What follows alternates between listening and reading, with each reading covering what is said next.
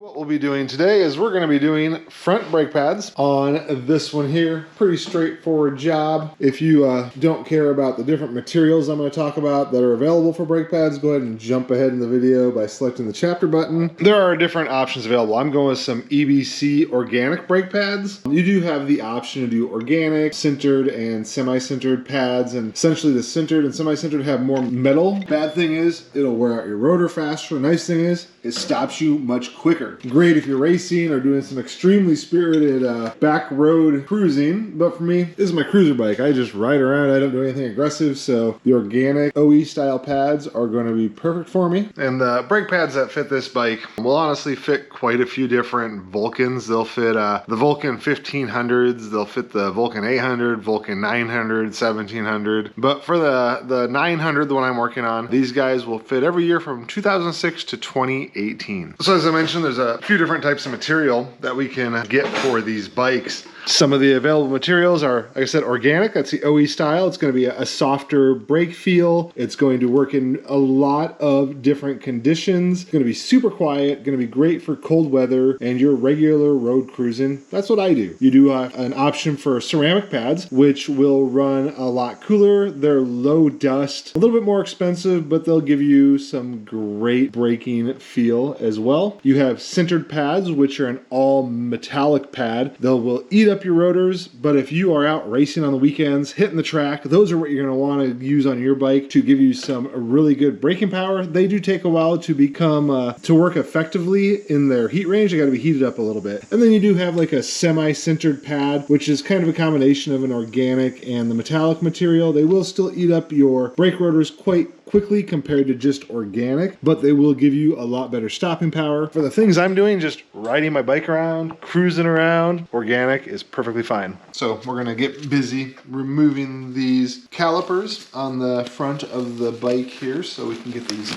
pads swapped out. And it's just a couple tools we're gonna need. We're gonna need a 12mm socket for right here, and then maybe like a flat screwdriver, which I'll show you why here in a second. But we wanna go ahead and move this brake hose off of this little adapter that holds it, that bracket right there. So we wanna move that off, and then now we can take our 12mm socket, or if you're using a wrench, you can use your wrench. We're gonna go ahead and pull these guys off this bracket right here.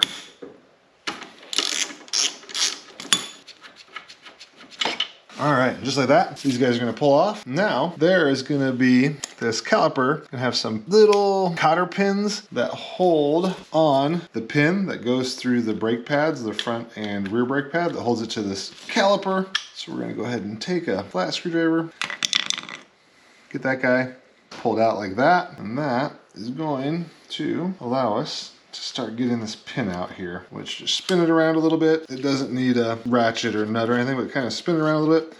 It's gonna allow you to kind of slide that out. Then once you get that front pin pulled out, the inside brake pad, the one closest to the caliper there, just kind of hooks under that little lip right there, and then it will come right out. So if we lift up the side where we removed the pin, that is going to allow that brake pad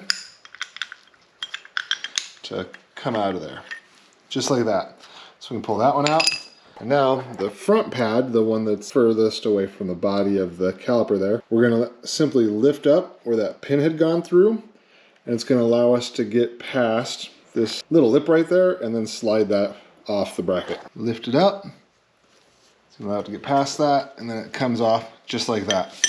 We've got our brake caliper there. We can go ahead and get this thing cleaned up and prepared to put the new pads in it. And I'll be using some brake clean spray here to kind of clean off that caliper. And then I do have some new grease right there where I'll be greasing up and lubing the pins and putting some on the back of the pads to help make sure there's no noise when I do this afterwards. If you find this video helpful or anything, be sure to go down below, hit like, subscribe. Appreciate it a ton. I'm trying to give you a little bit better view of how this front pad comes out. Again, pin went through the front here. We pulled that the cotter pin out and then pulled that pin out. We pulled that rear pad out by lifting it and getting it off of the, I don't know, protrusion there that holds it. And this front one again, you're just gonna take it now, you're gonna lift it to get it past that caliper there, and it just slides right off. So really easy to get the old ones off. And make sure when you're using this brake clean to clean this off, make sure you got door open, well ventilated. This stuff is pretty potent. But we want to get this sprayed off, cleaned up really good. Then we're going to push those pistons back in just like you would on a car using a piston compressor. And then we'll grease everything up and do the assembly. And I am going to use a little brush to help just kind of get in here and get some of this stuff cleaned up. Make sure I get the brake dust, especially off the pistons here, so when they get reassembled, they work really good without any sticking or anything like that, and they work smoothly. To compress the pistons back in, I've got a tool here I use on cars and stuff. There's only one little plunger thing there, so I am going to use another piece of metal in there so it can push both pistons in at the same time, and then I'll get it hooked up and kind of show you how this works really quick. Put it in here, and then it uses the actual outside of the bracket here to hold this part, and then it's going to push in. So I'm going to take that piece of metal, like I said, put it on the inside against that part that's going to push against the pistons, and then you just spin this in to push those pistons in. You don't want to do it hard, you want to do it slow, nice even pressure, so that way it pushes them both in at the same time. So you're going to turn a little bit, let it go in, turn a little bit, let it go in, and they're compressing in now. And I'll get them pushed all the way back in there, and then we'll go ahead and get everything lubed up and get those pads in there. Just a couple more spins. You can see how much it's already gone in just like that. And to do it this way, you don't have to open your brake fluid reservoir or anything, because the brake fluid's going to go back in there and fill that up. It was already designed to be filled and work on this hydraulic system with the amount of fluid that was in there. All right, so there we are. It's all put together. So now we're going to go ahead and turn this left. So loosen it, and we're going to pull this assembly out of there. You can see those pistons are now compressed inside that caliper there. And we're going to go ahead and get this thing ready for those new pads. As I mentioned, we want to use some lubricant on this. You want to use like Sil Glide or some brake grease. This stuff is resistant to water. It's resistant to road salt, and that's what you want to use on here. So we want to put up just a little bit of lubricant on these slide pins, because that's what the brake pads are going to slide against.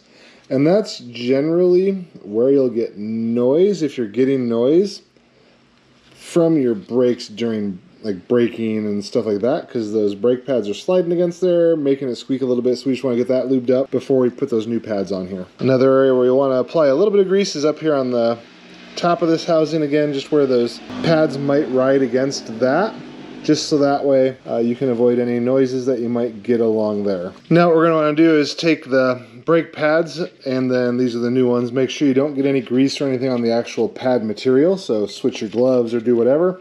But now I'm going to put a little bit of that grease on the back side of these pads, where it's actually going to brush up against the metal on the caliper to keep any noise from happening there. Don't need a lot, just enough to give it a nice little coating on there. Just like that, nice little coating. And now we're going to take our pad and get this first one mounted into the caliper. Put it on, slide it into place, and that'll be the front pad. And then we'll go ahead and put that back pad in the opposite way of how we pulled that one out. And same thing, just a little bit of grease on the back of that back pad too, where it's going to be touching any of the metal and stuff like that. And this one just slides under the pin on the front there, the little protrusion on the caliper, and then into place right there. And then now we got to put that pin in the front and put the cotter pin back in to hold those in place. And again, just want to put a little bit of lube on that pin, slide it into place. I'm going to spin it around so we can get to where the hole is. You can't quite see it in there, but the hole for that cotter pin's right there. We're just going to get it lined up, and we're going to slide that cotter pin back into place to hold that pin in there.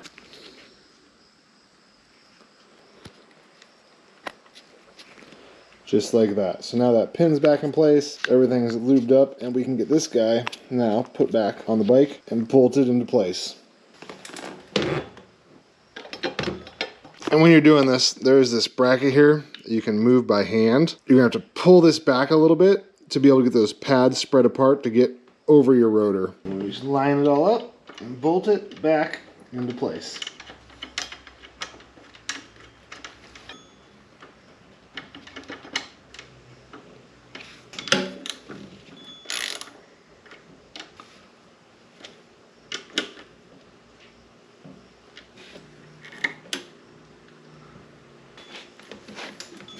And then what you want to do is get those seated correctly. So you're going to want to go over to your front brake. Go ahead and give that some pulls here to get that to squeeze up. You can see it was really loose and now it's getting tight. Now it's up against there.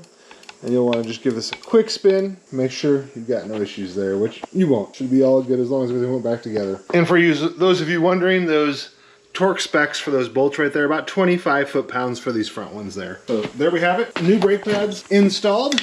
Gonna make sure everything's kind of wiped down and cleaned up. We should be good to go.